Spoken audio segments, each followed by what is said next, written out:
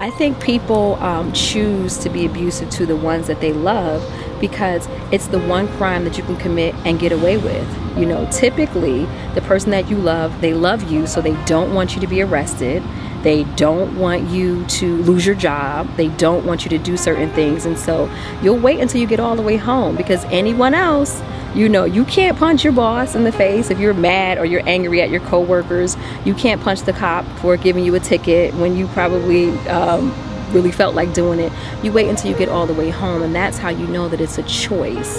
And you've chosen to do that in the confines of your home, you know, so you got all the privacy in the world to act as violent and as vicious as you like to, and then you're hurting someone that you know loves you. It's not necessarily about you loving the person, because naturally you don't love someone that you abuse, but you're manipulating the love that person has for you in order to act violent and abusive towards them.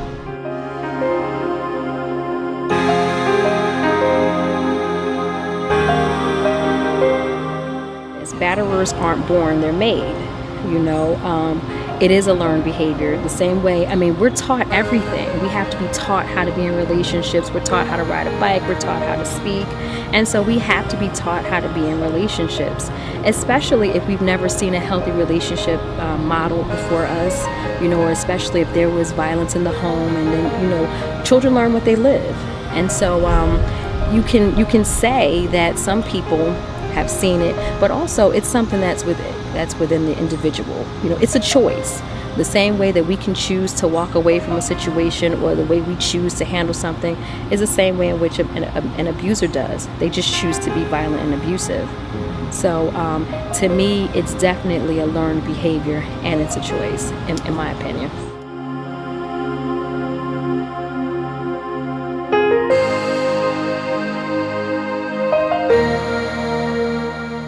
My response to him was, you know, unfortunately, you know, I can't speak for what your mother said or didn't say, or what she did or didn't give you.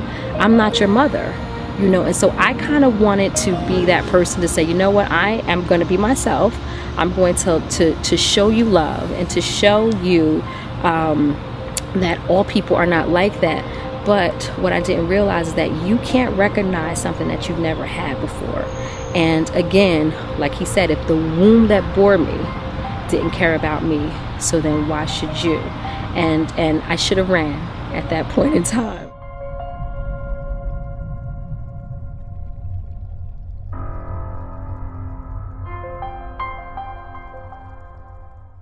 I don't harbor any ill will or any, you know, ill feelings towards him. I'm not his friend.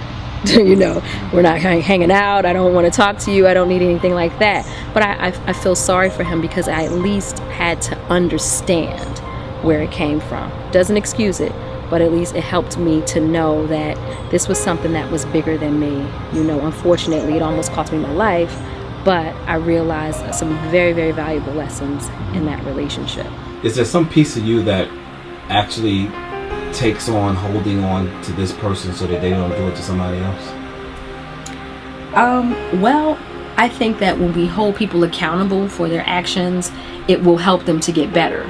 But when you deny it, or when you just kind of just walk away and nothing happens, they're typically going to do it to someone else. And so my fear was always, okay, if he's done this to me and several other people, you know, as I learned, unfortunately, when it was too late, it made me worry, in a sense, where it was just like, I really feel sorry for the next woman that he gets involved with. I really do, because I had the patience of Job, and so anyone else, it probably won't end very well. And so that was the only, my biggest concern was that he's going to really, really hurt someone one day. Someone's daughter, someone's sister, someone's aunt, someone special.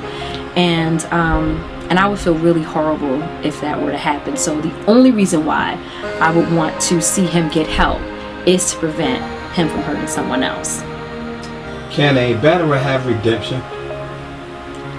Batterers can have redemption only when they begin to accept their responsibilities, accept the fact that you've chosen to be abusive, you've chosen to be violent, not because someone did something to aggravate you or to irritate you, because again, the fact of the matter is we're aggravated and irritated all the time by everybody. You know, your boss comes in and tell you that you aren't getting that raise. I'm pretty sure in your mind you would like to, you know, probably leap over your desk, but in all actuality you sit right there and you deal with it. But then when you drive all the way home and you take it out on someone else, then that really shows that it's a choice. It's proven that it's a choice. And so as long as an individual, you know, will accept the responsibility, don't blame the kids, don't blame the circumstances, don't blame the universe or the fact that the economy is bad. Just accept the fact that I've done something that was extremely, you know, irresponsible of me. I've done something that I should not have done, and I would like to correct that behavior. I would like to eradicate that behavior. And as long as you have that in mind, then you can absolutely, anybody can be redeemed.